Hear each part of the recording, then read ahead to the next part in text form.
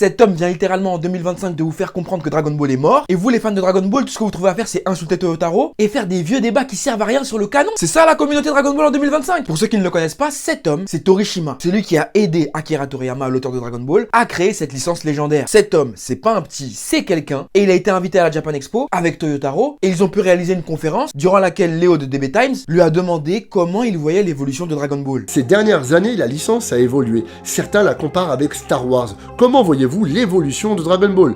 Monsieur Torishima a répondu, c'est à la Shosha ou Toei Animation qu'il faut poser la question. Dragon Ball est une œuvre que j'ai construite avec Akira Toriyama. Mais ce n'est qu'une face. L'autre face, ce sont les fans.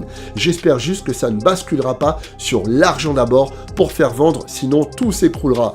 Et là, vous allez me dire, il a rien dit de fou. Eh bien, si tu penses ça, c'est que t'as rien compris. Qu'est-ce qui est devenu la licence Dragon Ball de 2016-2017 à aujourd'hui? Une avalanche de transformations, un arc-en-ciel de couleurs, des incohérences à toute patate, le marché de la figurine en pleine expansion, des projets pas ouf, Daima super. Et c'est exactement ce qu'il ne veut pas que la licence soit, c'est-à-dire l'argent d'abord. Elle est en plein dedans. Mais comme il est japonais, que ses supérieurs sont là et le regardent, durant cette interview, il peut pas leur dire franco, les gars, vous abusez. Donc il a tourné son discours dans un sens. Et moi, c'est sur ça que je devrais voir la communauté Dragon Ball s'offusquer. Péter un câble. Un mec légitime de parler de Dragon Ball vous dit subtilement que la licence est en train de devenir bizarre et vous tiltez pas. Vous préférez aller insulter Toyotaro, parler de canon pas canon, alors qu'on s'en tape. On sait pertinemment que le canon de Dragon Ball, c'est les 42 volumes. Et à l'époque, quand j'avais dit ça, vous m'aviez traité. Quand on a une œuvre comme Dragon Ball, qui ne s'appuie que sur sa gloire passée, pour continuer à vendre des produits qui sont moyens, des histoires qui sont claquées, et recycler ce qui a déjà été fait, est-ce que le fait de laisser passer en disant « Ah, c'est Dragon Ball, on accepte », ça n'incite pas les ayants droit et tous ceux qui bossent sur la licence à continuer à faire de la merde? Et elle est là ma réflexion. Dragon Ball, c'est une licence qui n'est plus que l'ombre d'elle-même. Moi, je follow plus. Je quitte le navire. À un moment, on est en 2025, faut commencer à avoir un peu l'esprit critique. Si t'es vraiment fan de la licence et que tu la respectes, tu peux pas tolérer ça.